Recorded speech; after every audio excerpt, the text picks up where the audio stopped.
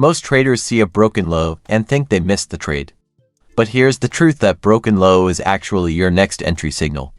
In this video, I will show you how to spot a mitigation block, use the last down candle for sells, read market structure shifts like an M pattern, and sell into old lows that turn into resistance. At the last part of this video, I will show you exactly how price reaches the mean threshold of a liquidity void so you can take profit and walk away. Let's get started. We're going to look at an amplified version of order block theory. Specifically, we're dealing with something called the mitigation block. When you study mitigation blocks, you're looking for a market condition where price has clearly shown it wants to break down or move higher in a step-ladder way. That means selling rallies in a bear market, or buying dips in a bull market. Now, when you look at price action through support and resistance levels, or what we call bearish and bullish institutional reference points, you need a market context behind your view. Are you looking at a bullish scenario or a bearish one? In this example, we'll use a bearish scenario. Here's how it usually works. A market moves up into a potential bearish resistance level. That could be an old high, an old low, a bearish order block, a breaker block. Many things can signal resistance. But without getting too deep, just know there are multiple ways to spot a resistance zone. If you expect selling pressure at a certain level, you wait for price to confirm that sellers are actually there. If the market shows rejection and then comes back up one more time, you watch closely. Does the market really want to break down? Eventually, price will show you that it does. Look at this specific pattern. It's called an M pattern because it looks like a giant letter M. This pattern is actually a failure swing with a confirmed break in market structure. See that low right there? That's what you'll use to frame a market structure shift. A break below that old low confirms that large players, the smart money, are willing to drive prices lower. And that's exactly what we need as small traders. We need smart money to show their hand. Do they want prices higher or lower? In this case, they want lower. So now we look at the range from that short-term low up to that short-term high. Inside that range, there were buyers. But here's the problem.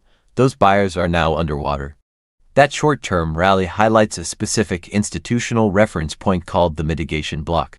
Once price posts a market structure shift lower, your attention moves to that specific low. And inside that low, you focus on the last down candle. Why? Because that last down candle is where buying took place right before the little rally up. Price later broke below that low.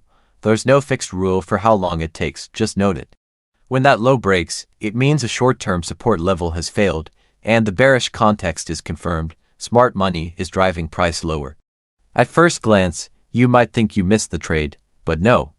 You focus on that low because the last down candle gives you a bearish level to sell into when price drives back up. When price returns to that old short-term low, you need to know three reference points, point A, point B, and point C when price action comes back to point A. The long positions taken from A to B get a chance to liquidate or mitigate their losses from the B to C move. This can lead to new lower prices that retest point C, or a much bigger drop into a support level below the current market price. In short, this is a selling opportunity. Let's say you look at the chart and see this. It doesn't mean you missed out. It means a new opportunity is unfolding. Do the longs at that short-term low need to be mitigated? We don't know for sure.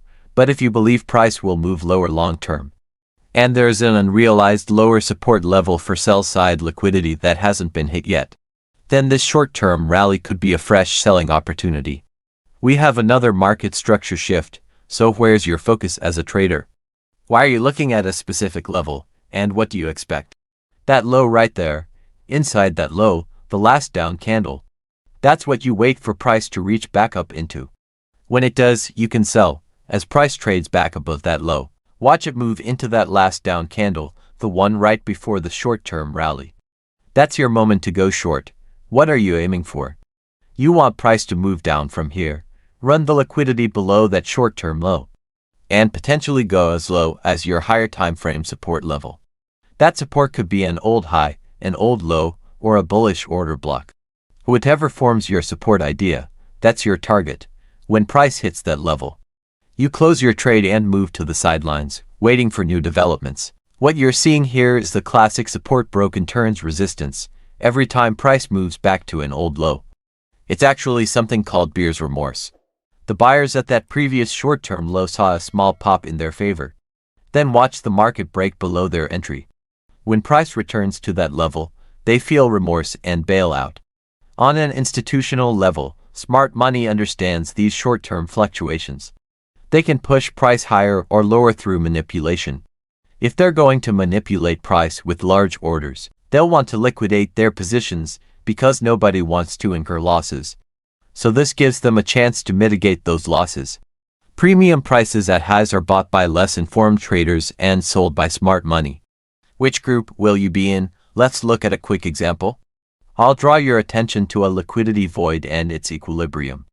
The midpoint between the open and close of that void. We broke a high earlier, expecting upside continuation. Price trades higher, but then shows a breakdown. See that failure swing? We look at that low and drop horizontal lines on the respective lows. That becomes a new mitigation block. When we drop to lower time frames to sell, price breaks that low. The last down candle on that move is right there. Once price trades back up, that's a sell. It might overshoot a little, but still breaks lower. Now our attention is on this low. Every rally that sees lower prices needs to be mitigated here. So if price trades back up to that low, that's a sell. We aim for a move back below this low, all the way down to the equilibrium of our liquidity void. That equilibrium comes in at this level. Price hits that short-term low, trades lower, then trades back up into the last down candle. It overshoots a bit but stays inside the candle's body, which is exactly what a mitigation block represents. Price trades down below that last down candle, and we get another lower low. We adjust our level to that new low. Price hits the objective, breaks below that low, sells off, and finally reaches the mean threshold of the liquidity void. Here's an overlap study on mitigation. Let's look at a 30-minute chart of the same price action. There's the mean threshold liquidity void and the last down candle. Price hits it, sell right there. That's a mitigation block.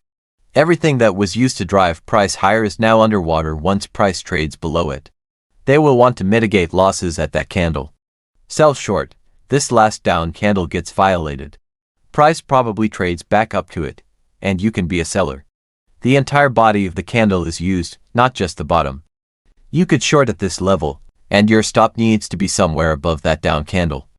The high on that candle at this level, so your stop goes above that. You might see about 20 pips of drawdown. But price never gets much above that down candle. Then price trades lower, breaks down convincingly. Another last down candle, price trades back up. Notice the body of the candle is not violated.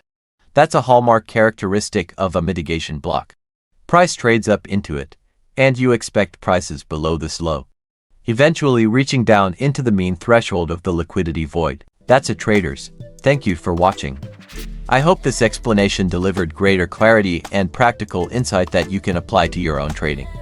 Make sure to subscribe and turn on notifications so you never miss future content. Leave your questions and suggestions in the comments section below. We truly appreciate your support, and we look forward to seeing you in the next episode.